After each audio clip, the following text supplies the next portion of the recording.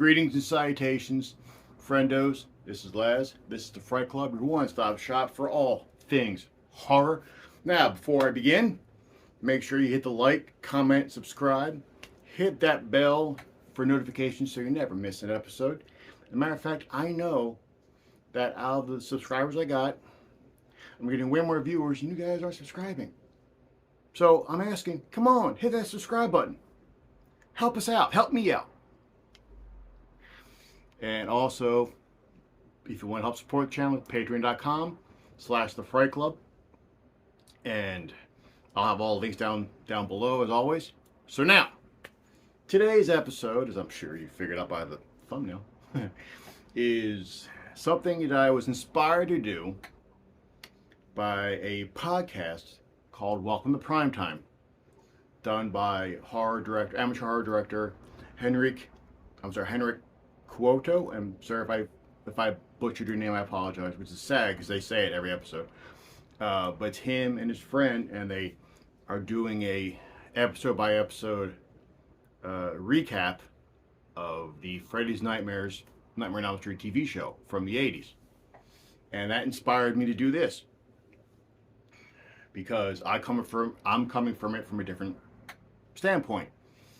They're both, they were exposed to it via streaming or what have you. I was exposed to it because I was a kid when the show was being aired live. Just tell you how old I am. And I've been hearing, a lot of guff about this show, a lot of kvetching, as I'll say. Like particularly in the Never Sleep Again documentary, they basically say this show is a bunch of crap. And I'm going to defend it. Now, you're never going to hear me say this is like, they should have won an Emmy or whatever, or it's award-winning stuff, or even high quality. None of that. But if you're a fan of Freddy, like if you're a Freddy Krueger fan, and you want more Freddy, as I'm about to say this, it's a good place. It's a good show for that. Now again, for those of you who may not aware of what the show is, maybe you're sitting there going, what the hell are you talking about? Fat Tom Hanks? What are you talking about? What, Freddy had a TV show in the 80s? Yes, so here's what it was. It was basically Twilight Zone, only instead of Rod Serling, you got Freddy Krueger. Each episode was an hour long. You would have a through line, a very weak through line of a story where you would have your first half of the episode be one thing, and then you would have another character or something in episode B. Now, according to Henrik, what he said was because this was a syndicated show, so it wasn't on like one specific network. It was syndicated out and went to different networks in different areas. Some areas they couldn't get the hour, only got half an hour. So Bob Shea, president of New Line Cinema, being the genius that he is, decided to split the episodes in two, so that markets would only get the first half and not know the second half even existed. So, brilliant strategy. Now, I will say the best episodes of this show, for me, are the Freddy-centric episodes. Because whilst Freddy is Rod Serling in these, like he comes in, he does get an intro and bits and bobs here and there. There are at least, I think it was 5 episodes, maybe more, of where Freddy is the focus. Like Freddy's in the damn episode. And that starts with the first episode, No More Mr. Nice Guy, which is Freddy's origin story, directed by Tobe Hooper. And it's a great first episode. It sets the tone of the series pretty well. It has Freddy on trial, and you find out, hey, they didn't give him Miranda, so he goes off free. And you see the parents. They're like, oh, we gotta go track him down. And they track him to Bullard and all that stuff. But this one, it's funny, not funny, haha, but interesting funny. Where in the movies they kind of tiptoe around Freddy being a Pedro. Try and make this as clean as possible. Like they very, very tiptoe around that. This show goes full head into it. You're like, nope, this is what he did. This is who he is. Like he gets back to his lair from prison, and he has a vehicle covered. He uncovers it, and it's an ice cream truck.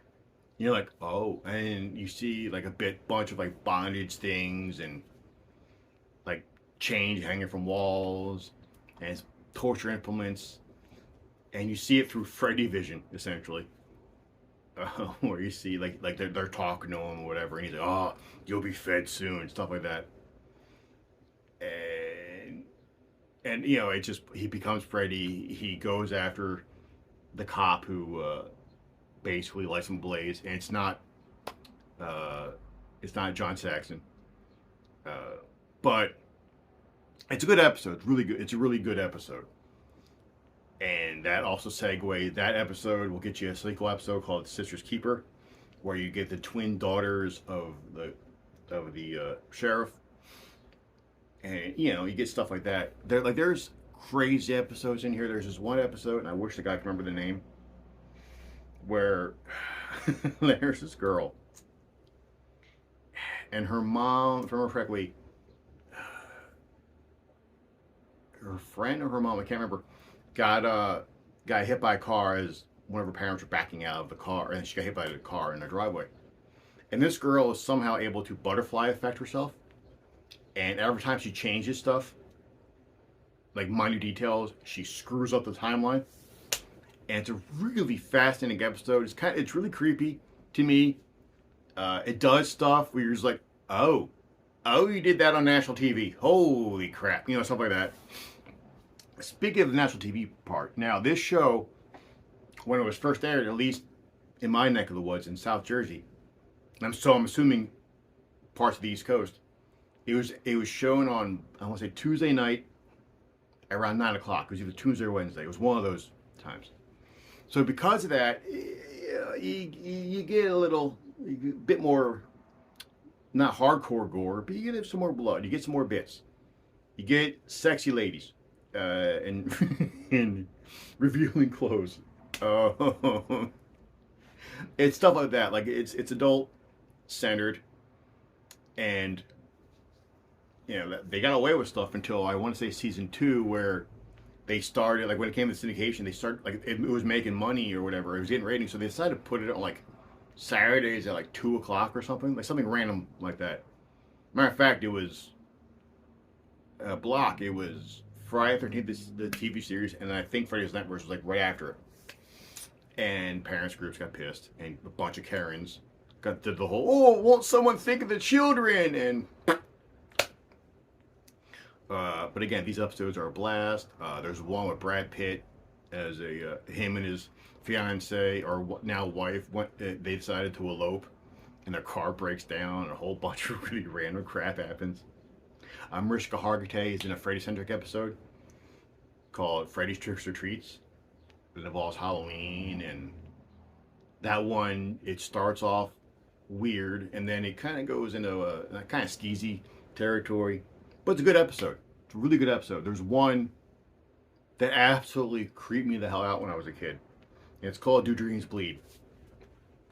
And the episode is, there's a kid, like a high school student, like a jock, and he keeps having dreams where he's getting close to finding out the identity of the Springwood Slasher. Now, there's a guy they call the Springwood Slasher. He is not Freddy, but it's a dude with an axe who's killing people, and our hero sees it, but his brain somehow, for some reason, isn't letting him see it, and he's going to a shrink, and his shrink's trying to help him out with it. So he'll keep going to the dream, see what's happening, and there's one part where he's in the dream and he finds out something about the killer. I'm not going to spoil it. Screw it. The show was on the 80s. I'll spoil it. But he has a dream where it's him as the killer. And for some reason, that sequence messed me up as a kid. Like, I had nightmares type stuff. And it's one of those things where, I remember that. And then, I couldn't remember what the title was. I remember that. Then I found the episode, and I was watching it with my girlfriend at the time. And she never saw it. We're watching it together. And she looked at me and went, "This scared you?" I'm like, "Yup." She's like, "Why?" And I was went, because I was a kid. And I was terrified of everything as a kid, especially Freddy. Freddy was my boogeyman, for lack of a better term. So, and there's stuff in this show, like there's a one point where Freddy tells the doctor that he's getting a splitting headache and his head splits, and like there's a bunch of pus, whatever, coming down his face. I mean, they got away with so much stuff in this show. Stuff you're just like Freddy ripping the dude's heart out or stabbing him in the gut and blood's everywhere. Like it's intense. Now, unfortunately, this isn't on. This was on Tubi. It's not anymore. I think you can find a bunch of episodes on YouTube. I don't know if they're what quality they're in, if they have them all. I don't know, because I have it on I have it on bootleg Blu-ray that I got at a horror convention, which that's something you gotta do, really, because I don't think it's ever gonna be released nationally, like in a while, like officially. I don't think this show's ever gonna be released officially because New Line, from what I can gather, New Line's ashamed of it. But I will say, don't listen to any critics. Go in with an open mind as much as possible. Don't expect high quality stuff because this was the 80s. This was syndication, and they didn't have the budgets that horror shows have today. They don't. They didn't. So they got away with what they could get away with, and they did what they had to do. But I'm gonna keep saying the show is fun. Like, it's not terrifying. Like, there's some episodes that are chilling, especially when it comes to Freddy. Like, there's stuff that he does or says, what have you. That's, I can say, oh, that's creepy, you know? But there's fun, there's cannibalism, there's lots of murder. You get to see Lori Petty's head get cut off. So, you know, that's a plus. But there's stuff like that. There's stuff that's in there. You see people in there before they were really famous. What, like I said, Brad Pitt, Mariska Hargitay, and there are others. There's some episodes directed by Mick Garris, and I'm sorry. I'm gonna say this: the guy who directed Child's Play, whose name I'm just blanking on right now, but he did a few episodes, and there's a lot of fun stuff. I highly recommend this. Just, it's a good way to sit down, watch, you know, turn your brain off. It's popcorn, and just enjoy. And you get more Freddy. The way the show is kind of presented in a way is, even if Freddy's not in these episodes, at least he's not killing people officially. This is all him, and he's almost screwing people's lives because there's a lot of dreams, and you know. So yeah, bunch of stuff. I know I'm rambling a little bit, but again, I love this show, and I can gush about this show. It's one of those things where I'll pop it on every once in a while and just sit down and laugh and kill like a whole weeknight, what have you. So yeah, look it up, give it a shot, have fun. Catch you on the flip side.